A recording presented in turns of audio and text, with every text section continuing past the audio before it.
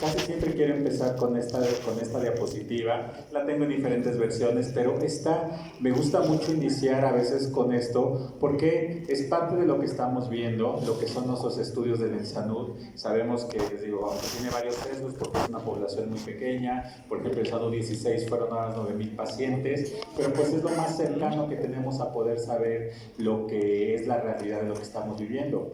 Miren, estos son los datos que nos dijo el ENSANUD 2016. De cada 10 pacientes, solamente 1.4, o sea, de cada 100, solamente 14 pacientes están controlados. Y todavía en el ENSANUD 16 nos decía que era el 20%. Entonces, parecería que vamos hacia atrás en algunos aspectos porque tenemos un rango de control muy pobre. Pero vean los tratamientos que estamos llevando. Antidiabéticos orales, aunque han disminuido, todavía estamos en el 72%, ¿de acuerdo? E insulina solo combinada el 13%. Y creo que la diapositiva por sí solo se explica bien del grado de control. ¿Qué significa esto? Tenemos muchas opciones, lo comentaba el doctor Alcántara hace rato, tenemos niveles de PP4, tenemos glucosúricos, tenemos tiazolidinedionas, glibenclamida, tenemos combinaciones que comentar, pero de todas formas, o desafortunadamente, la piedra angular en el tratamiento de la diabetes, aparte de la alimentación y el ejercicio, tendría que ser la insulina. Cifras más, cifras menos, hay algunos estudios que dicen que el 50% de los pacientes deberían estar insulinizados para tener un control, y desafortunadamente pues sabemos que eso no es lo cierto, y el reflejo lo estamos viendo con los datos estadísticos que tenemos. 14% de nuestros pacientes están controlados. ¿De acuerdo? El ENSANUD 2016 no se los puso, no está en la gráfica, porque infortunadamente todavía no tenemos los datos bien claros. Como les comentaba, solamente es una referencia de 9,000 pacientes que tratan de extrapolarlo, a veces tardamos mucho en tenerlo. Pero lo más importante que nos dio este estudio, que se publicó en noviembre de este año, ¿de acuerdo? Es que aumentó la prevalencia de diabéticos de 9.2 a 9.4. Parecería muy poco, 0.2, pero fueron casi 600,000 pacientes más con el diagnóstico en nuestro país. Se supone que el 87% están bajo tratamiento médico, pero vean, solo el 14.6 le realizan hemoglobinas glucosiladas. Entonces yo quisiera saber de qué calidad tenemos el tratamiento médico. Este es un control que utilizan mucho como control de calidad. Inclusive que en algunas ocasiones se darán cuenta que cuando están midiendo la calidad de atención médica en diabéticos, le preguntan a los pacientes, ¿le revisaron sus pies? Que es algo de lo más importante que tenemos para ellos. Y según el ENSANUD, solamente el 20.9% lo hicieron. Y microalbuminuria no se diga. Todos sabemos que cuando tenemos falla renal, la creatinina, pues ya cuando se elevó es cuando ya tengo una falla renal muy severa. Y es el principal marcador inicial que debemos de tener, y solo el 3% lo utiliza. Decía, 69% está con antidiabéticos orales, se acuerdan, 72% con el ENSANUD 2016, e insulina, 16% en zonas rurales, 20% en zonas urbanas. Que significa que seguimos subinsulinizando, damos muy poca insulina. Yo por lo menos a todos mis pacientes algo que los dejo muy claro: todos los pacientes diabéticos, todos sin excepción, van a requerir insulina en algún momento de su enfermedad si es que la diabetes no los mata antes. ¿De acuerdo? Creo que tenemos que ser claros, tajantes, entendiendo que hay momentos, no se sugiere que a todos podemos darle, porque como hemos visto tiene efectos algunos secundarios, hipoglucemia, aumento de peso, etc. No de inicio todos los pacientes son candidatos, pero de acuerdo a la evolución normal de la enfermedad sí lo vamos a tener. Les decía, siempre el UKPDS nos ha dado mucha información, y cómo podemos ver que aunque un paciente tenga bien claro, bien apegado su tratamiento de ejercicio nutricional, la evolución normal de la diabetes nos dice que va a llegar un momento en que vamos a dejar, los antidiabéticos van a dejar de funcionar, ¿de acuerdo? Y esta es más que la evolución normal de la enfermedad. Estos son nuestros objetivos. Digo, ya hay unas cosas, miré rápido para tratar de terminar en tiempo y forma. Nos dice el ADA que debemos tener valores un poquito más elevados, IDF, nuestra norma oficial mexicana, los endocrinos clínicos, los europeos, los asiáticos, casi todos ya se van por estos rangos de referencia, ¿de acuerdo? Y desafortunadamente, como podíamos ver en la otra diapositiva, no son los más adecuados.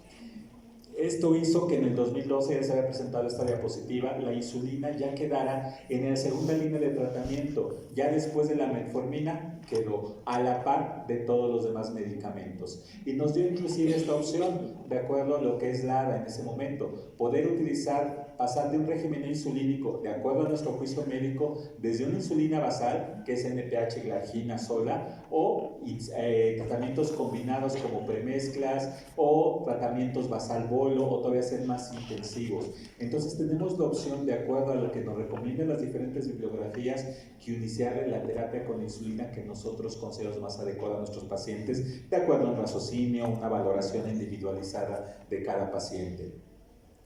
La ES nos dice que a partir de 9 tendríamos que utilizarla. Entonces tenemos todo el fundamento bibliográfico para que todo nuestro actuar sea completamente ¿cómo llamarle?, aprobado por una bibliografía y que podamos tener esa confianza de que actualmente está aprobado ese uso de medicamentos desde el principio de la enfermedad. Esta es la insulina de lo que tanto estamos hablando, pero también lo cierto es que tenemos la producción de insulina tiene una forma fisiológica. La insulina no se indica en la mañana, en la tarde, como ahorita vamos a ver los esquemas simplemente por una situación fortuita o al azar. Si lo estamos indicando de cierta forma, es que tratamos de semejar lo más posible la función de la producción de insulina de nuestro cuerpo. Nosotros todo el día tenemos glucosa, una glucosa basal, aunque no comamos, aunque sean las 10, 11, 12 de la noche, 1 de la mañana, nuestro cuerpo sigue trabajando, los pulmones trabajan, el corazón trabaja, requiere glucosa, y si no comemos, ¿de dónde sale? De la glucosa hepática, del glucógeno almacenado que se desdobla para que se pueda producir glucosa y de esa forma siempre se mantengan niveles normales. Entonces eso indica que todo el día requerimos insulina, requerimos una producción basal de insulina y una producción en el postprandio de insulina. Y si somos más estrictos con esa producción de postprandio de la insulina, tenemos una fase temprana y una fase de secreción de mantenimiento. Y esto significa que esta glucosa es la que me está cuidando el postprandio. Ahorita la doctora les comentaba y hemos platicado durante diferentes momentos de la plática que cuidamos mucho la alimentación, la glucosa postprandial, porque les comentaba, hemos visto o se sabe actualmente que tan importante es la glucosa de ayuno como la postprandial. Entonces yo debo basarme en controlar ambos tipos de insulina y por eso los diferentes esquemas o los diferentes medicamentos que tenemos. Inclusive el paciente diabético se supone que esto es lo primero que pierde, la fase temprana de secreción de insulina, y esto lo que genera es que sobre todo después de los alimentos, cuando tenemos un paciente sano tiene una secreción de insulina y obviamente, como podemos ver, un paciente diabético disminuye la producción. Quizá esto está hasta lógico y eso lo podemos entender. Las gráficas es para enfatizar la importancia que en el postprandio también la insulina disminuye y por eso muchas veces nuestros esquemas van diseñados a cubrir tanto pre y postprandio y por eso esto del esquema basal bolo que voy a intentar explicárselos de forma un poquito práctica.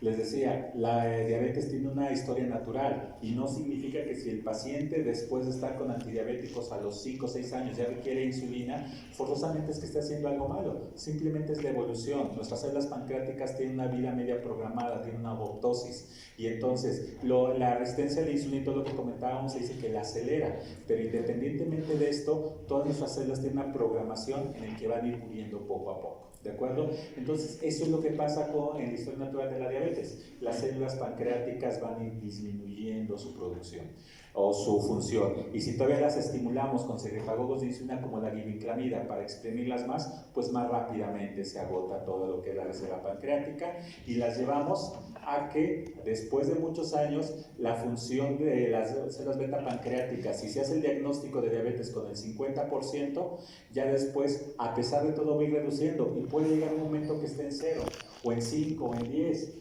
Por más antidiabéticos, por más glibenclamida, por más metformina que le demos, niveles de PP4, miméticos de incretinas inyectados como la glutida, etc., va a llegar un momento que no vamos a tener ninguna función porque las células beta están disminuidas. Entonces, nuestro paciente va a requerir insulina. Es solamente la historia natural de la diabetes, que todos nuestros pacientes van a requerir insulina en algún momento de la evolución. A veces tenía que preparar algunas cosas porque yo soy muy ferviente creyente que el que conoce la historia está destinado a repetirla, pero por tiempos creo que vamos a tener que irnos un poquito rápido. Pero esto sí quiero comentárselos, ¿de acuerdo? Las insulinas han cambiado, afortunadamente cada vez tenemos más armas. Hace algún tiempo quizá lo único que contábamos era con las insulinas antes de los 80 con las insulinas de origen animal, y sí, había mucha gente que hacía alergias, inclusive, bueno, todos sabemos que la primera insulina que se ocupó fue de un perro, de acuerdo a 1921, cuando se sintetizó a través de un perro en Toronto, Canadá, Bessie Beatty, que la desintetizaron por primera vez. Y desde esta época hasta los 70 era la que utilizábamos, bovina y porcina fueron las que mostraron ser más semejante a la del ser humano. Pero ya en los 80s, a principios de los 80s, 81, fue cuando por primera vez se sintetizó una insulina idéntica al humano. A través de la bacteria E. coli se pudo sintetizar y ya se pudo quitar afortunadamente todos esos factores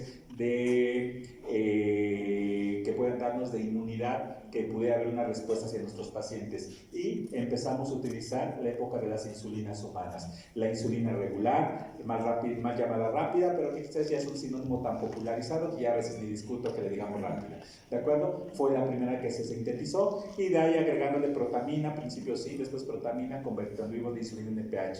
Y durante mucho tiempo las utilizamos, mejoraron muchas de nuestras condiciones y en 1997 exactamente empiezan los análogos, la insulina Lispro primero y de ahí una serie de análogos que ya tenemos, tanto rápidos, ultralentos, como la insulina de Temil, la insulina Glargina, la insulina de Gludel, la insulina Gluricina. Entonces ahorita estamos en un momento quizá de los análogos, en los que no quiere decir que las insulinas humanas dejaron de funcionar, son muy efectivas, como lo comentaba la doctora Temi ahorita, sobre todo en mujeres embarazadas, siguen siendo la piedra angular en el tratamiento. Yo ahorita ya he probado de Temil, por ejemplo, en mujeres embarazadas, pero quizá para nuestros pacientes, si podemos contar los análogos, nos da cierta ventaja sobre las insulinas humanas. Lo importante es de saber utilizarlos. Los análogos, pues es lo que se ha estado haciendo, modificaciones genéticas para poder lograr una variación en lo que viene siendo su aprovechamiento. Y nos dan ciertas características que sobre todo las hacen más flexibles, pero quizá el punto más importante, evitar el riesgo de hipoglucemias. Algo que les comento mucho en estas pláticas es que los análogos no es que sean más potentes. Claro, las mezclas a veces nos hacen más potencia. Los análogos, sobre todo, lo que nos están dando es mayor flexibilidad para utilizarlos, pero sobre todo menor riesgo de hipoglucemias. Y ahorita estamos viviendo una etapa en la diabetes que estamos cuidando tanto la hiperglucemia, pero enfacitando la hipoglucemia. Entonces, inclusive parte de esto que estamos hablando ahorita de enfermedades cardiovasculares va muy ligado a la hipoglucemia. Entonces, es parte de lo que estamos intentando manejar, disminuir los riesgos de hipoglucemia por mayor en nuestros pacientes. Y esa ventaja me dan los análogos. Este cuadro se los puso la doctora hace ratito. Quizá aquí algo de los nombres comerciales que llegamos a manejar. ¿De acuerdo? No me voy a detener mucho en esto porque quisiera más explicarles esto que sigue, que son los perfiles de insulina. Partimos de lo que son las insulinas rápidas, ¿de acuerdo? Entender que todas tienen un inicio de acción, por ejemplo, la insulina regular empieza a los 45 minutos, pico máximo de las 2 a 4 horas, con una vida máxima de 6 a 10 horas. Y si se fijan, la insulina Lispro, por ejemplo, que sería el prototipo de un análogo ultra rápido, empieza a actuar a los 10-15 minutos, tiene su pico máximo a los 30-60 minutos y vive 4 horas. Esta precisamente disminución en la actividad es lo que nos mejora o nos disminuye el riesgo de hipoglucemias. En pacientes que utilizo la insulina regular con esquema basal bolo, cuando yo le estoy aplicando la segunda dosis de insulina todavía tiene cierto efecto de la primera y al sumar efectos eso me aumenta el riesgo de hipoglucemias. Entonces esa es la ventaja que me dan los análogos ultra rápidos. Cuando hablamos de las insulinas intermedias o lentas, tenemos como prototipo la insulina Glargina, la insulina de Gludel, en donde podemos ver que estas insulinas,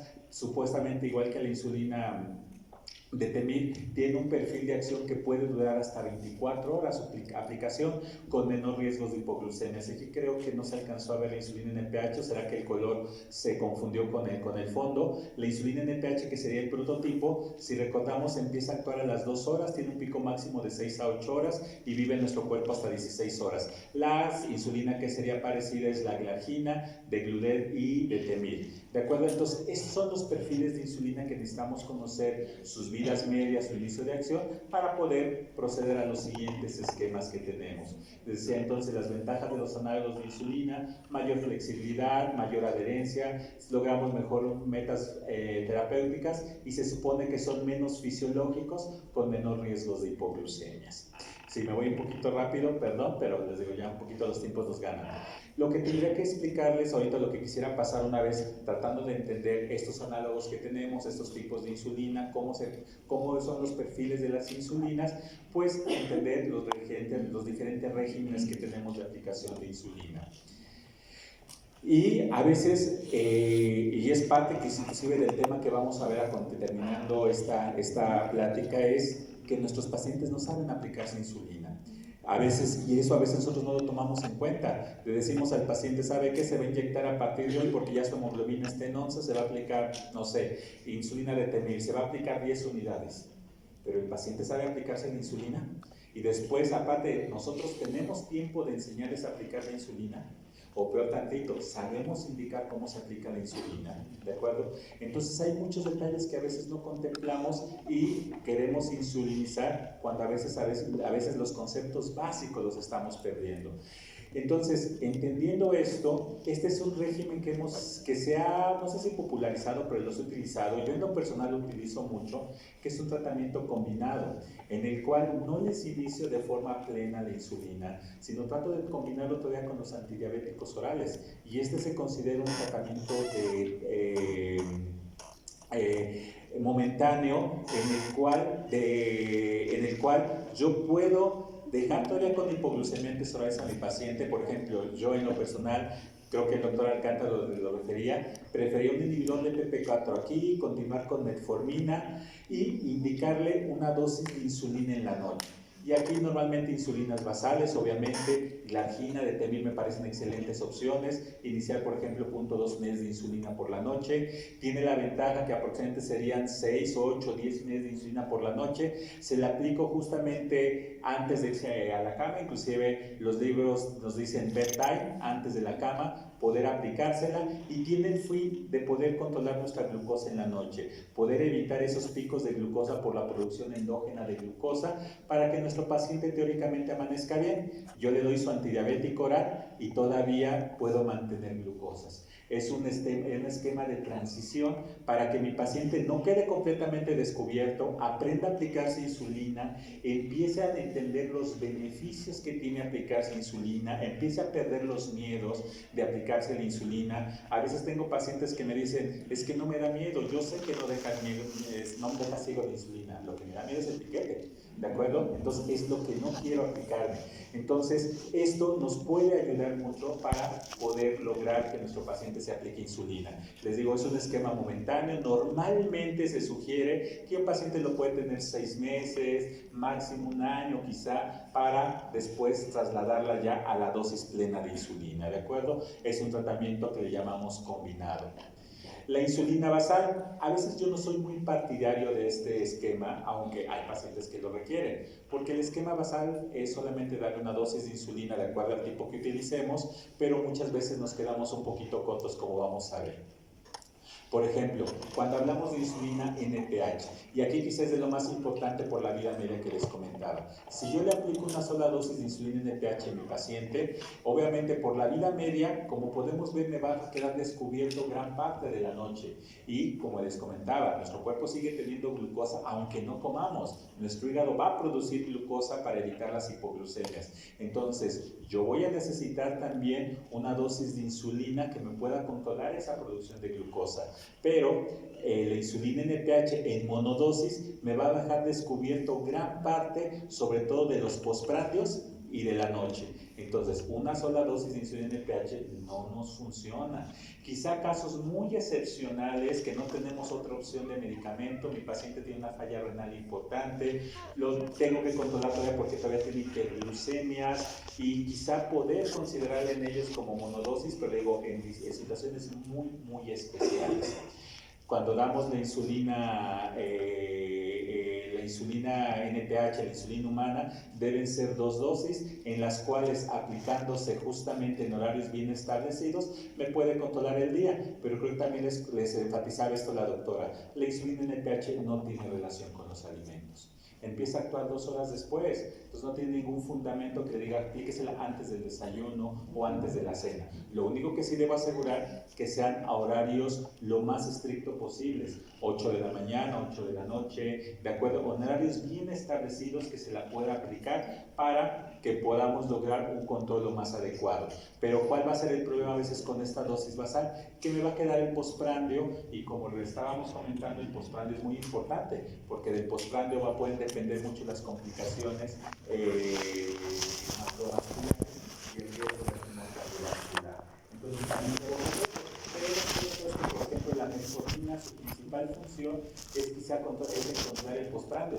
Entonces, si tenemos un paciente que todavía tiene cierta reserva pancreática, podemos con la metformina basal ayudarle y junto con la metformina ayudar a controlar el postprandio, pero siempre fijando nuestras metas que a través de la glucometría capilar y la hemoglobina glucosilada logremos estar dentro de objetivos. Tenemos otra opción que pueden ser los análogos ultralentos como glargina e insulina de Temil, muy buenos también, pero quizás un poco también con la desventaja de que el postprandio nos queda descontrolado, pero al igual podemos combinarlos con otros medicamentos como puede ser la metformina. Aclarando, aquí estas insulinas de Temil, glargina son excelentes para el nivel de hipoglucemias y también se utilizan mucho. Yo utilizo mucho estas insulinas, sobre todo con gente joven, con niños, pero combinado, como ahorita lo vamos a ver. Entonces, insulinas basales podemos utilizarlas, pero siempre estamos guiando porque lleguemos a metas de control y combinadas normalmente con otros medicamentos. A veces hoy en foros como estos les comento, bueno, es una referencia que nosotros les podemos dar de cómo cuidar a sus pacientes, pero lo cierto es que si tienen EPH, si tienen insulina, glargina o de Temil en monoterapia y lo tengo bajo objetivos, no le cambio, ¿de acuerdo? En teoría, esta es la forma más adecuada de poder indicar el tratamiento con insulina, pero lo importante es que yo llegue a metas de control, que tenga mi hemoglobina por debajo de 6.5, que tenga mi preprandio, si no está embarazada, como comentamos con la doctora, por debajo de 110 y el postprandio por debajo de 140. Si yo tengo eso, no me preocupo. Desde mi muy particular punto de vista, siempre les he comentado que este es el mejor esquema, el esquema basal bolo. Es el que utilizamos en mujeres embarazadas, es el que recomendamos utilizar en niños y es el que deberíamos recomendar en adultos. Pero ¿cuál es el problema que vamos a ver? Son muchos piquetes. Y si imagínense los campesinos que tenemos que se van todo el día, o el chofer de taxi, o el personal de seguridad que trabaja 24 horas, sería muy difícil lograr esquemas tan intensos como estos. Un esquema basal bolo se refiere a poder dar una dosis de insulina basal, que puede ser desde la insulina humana NPH, pero antes de cada alimento dar una aplicación de insulina. Por ejemplo, con este esquema de insulina NPH rápida, que es el que utilizamos con las mujeres embarazadas, lo que damos es una aplicación de insulina en la mañana, otra en la noche, y normalmente empezamos con una aplicación de insulina regular antes del desayuno y antes de la cena. Por el pico que tiene la insulina NPH, a veces controlamos el pico de la comida sin tener que dar una tercera aplicación de insulina. ¿Qué gran ventaja sí me da este esquema? Que este esquema sí puedo combinar las insulinas en la misma jeringa para que el paciente no se dé los piquetes. Aclarando siempre que primero debe cargar la insulina regular, después cargar la insulina NPH, aplicársela justamente 30-45 minutos antes de los alimentos para poder dar un esquema combinado. Y les decía, muchas veces con solo 2 piquetitos puedo controlarlo, aunque no le aplique los 3.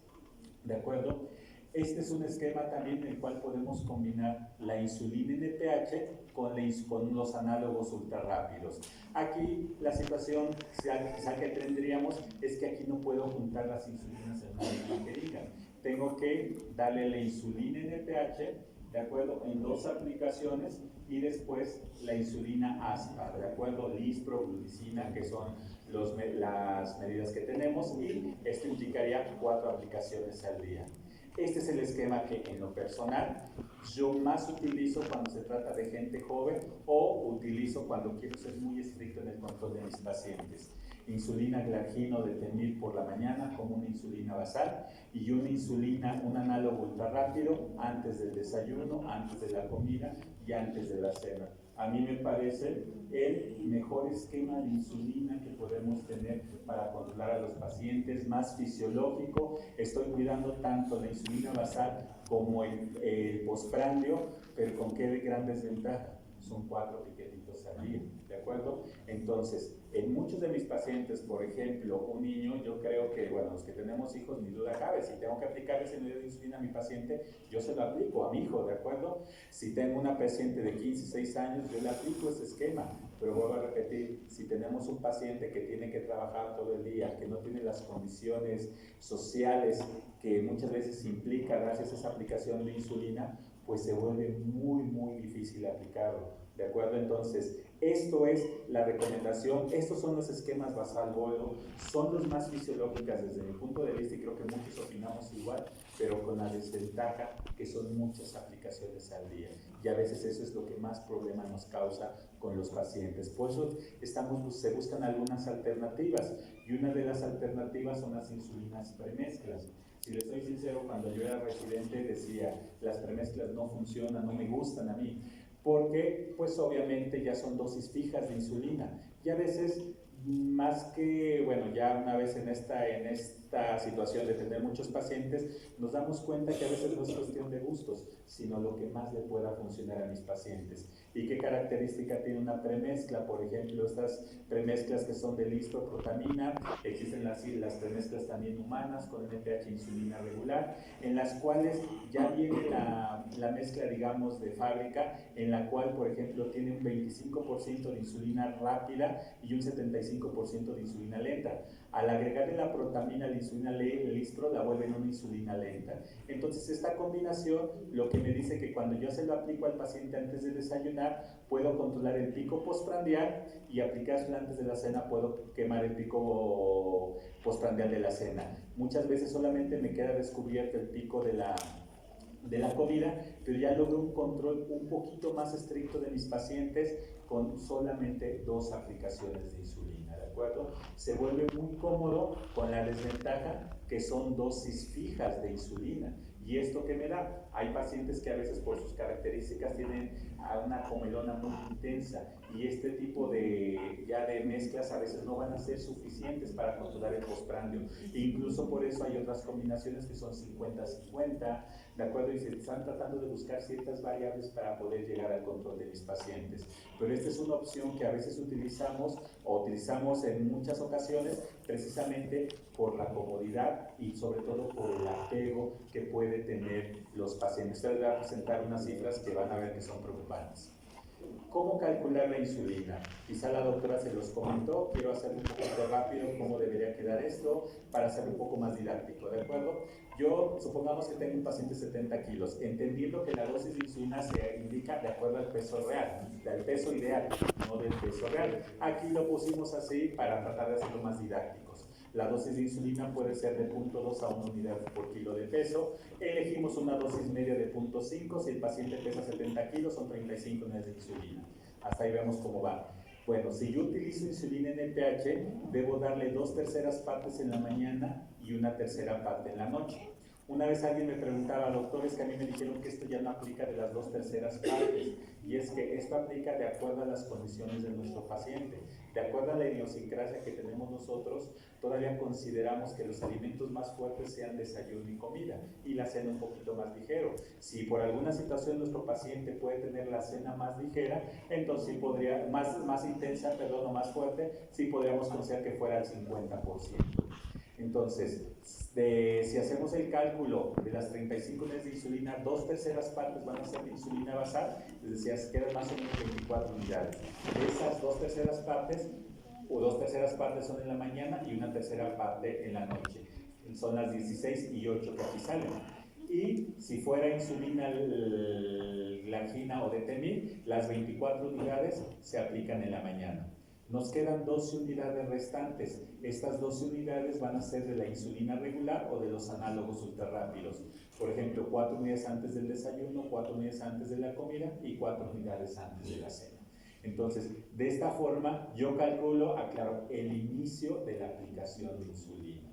Mis ajustes van a depender de mi glucometría capilar. Así como la doctora Artemia nos comentaba que tenemos que llevar un monitoreo a nuestras pacientes embarazadas, también debemos llevar un monitoreo de forma ideal en nuestros pacientes cualquier paciente que no esté embarazada, para de acuerdo a sus requerimientos que tenga o su monitoreo, nosotros podemos ajustar y ya de acuerdo a si mi paciente veo que está descontrolado antes de ver en el postprandio de la comida, pues le aumento la insulina. Si veo que me amanece muy alto, le ajusto la insulina de la noche o la insulina de temir. Y eso ya le voy ajustando de acuerdo a el monitoreo que va teniendo mi paciente. Por ejemplo, si fuera una insulina premezcla, quizás es un poquito más fácil, porque de las mismas dosis de 35 unidades de insulina, yo solamente le fracciono 2/3 partes en la mañana y 1/3 parte en la noche. Entonces la premezcla inclusive nos da esta ventaja de que es un poco más fácil su cálculo.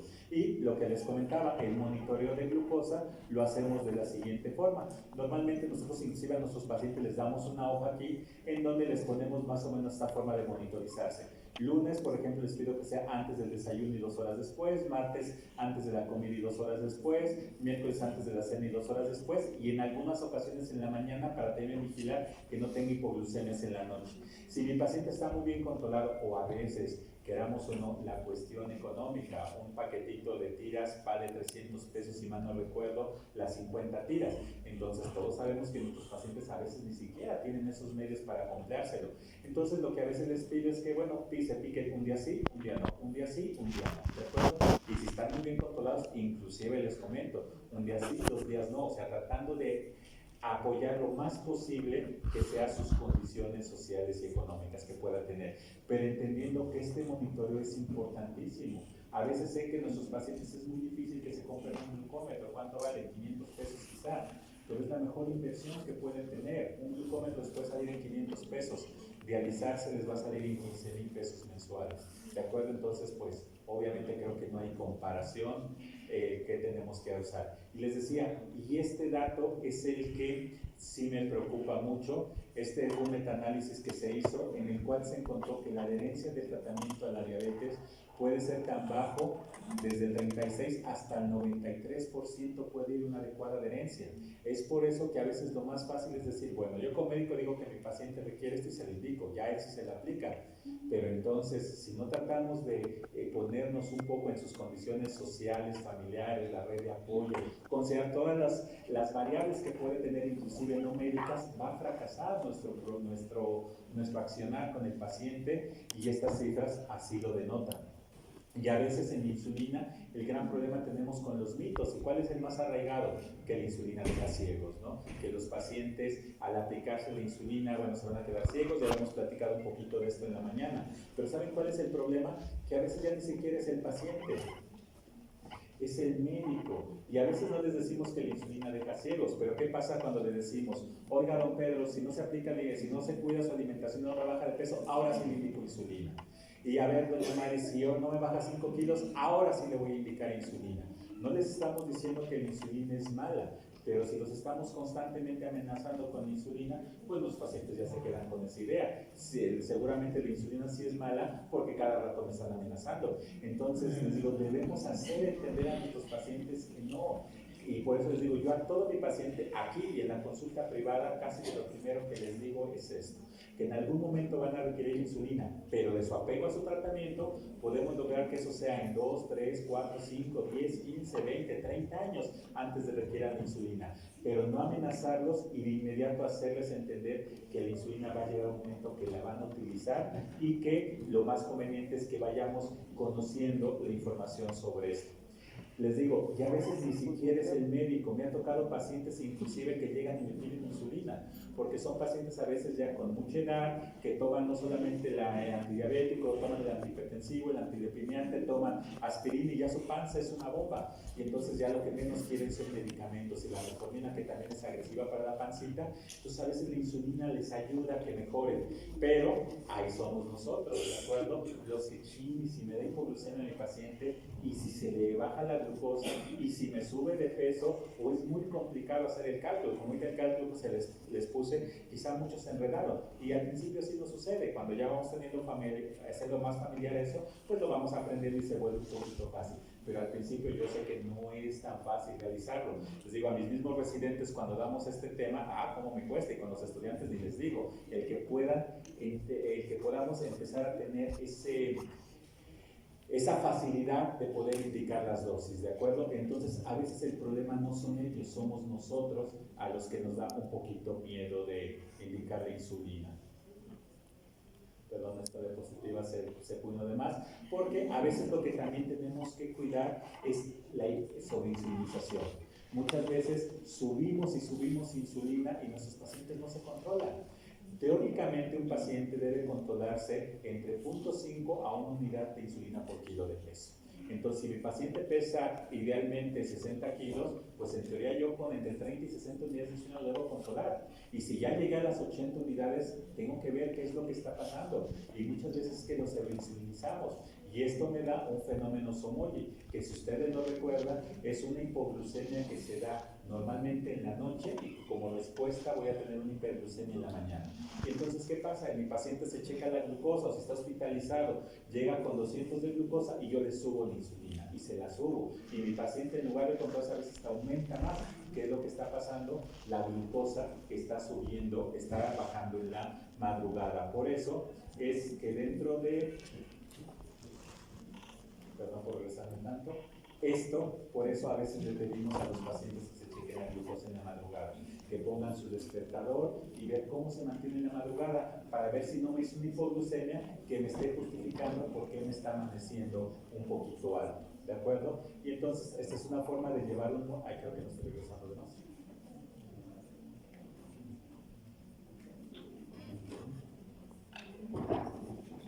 Bien, y dentro de las recomendaciones que le hacemos, siempre iniciar insulina, iniciar con dosis bajas, 0.2, 0.5, ¿de acuerdo? Obviamente sería en una utopía, en un mundo utópico, tener contacto con mi paciente y cada tercer día ajustarle. Sabemos que por las condiciones es muy difícil. Hablo de una situación ideal, ¿de acuerdo? Importantísimo esto, fomentar el monitoreo. Es muy importante enfatizarles que esto es parte de lo más importante. Ajustar las dosis, alcanzar las metas de control. Como les decía ahorita, en teoría un paciente debe controlarse entre 1.5 unidad de kilo de peso, pero hay pacientes que pueden requerir más. Y pues tenemos que dar la insulina necesaria, siempre corroborando que yo no lo esté sobreinsulinizando para que provoque estos datos de hiperglucemia.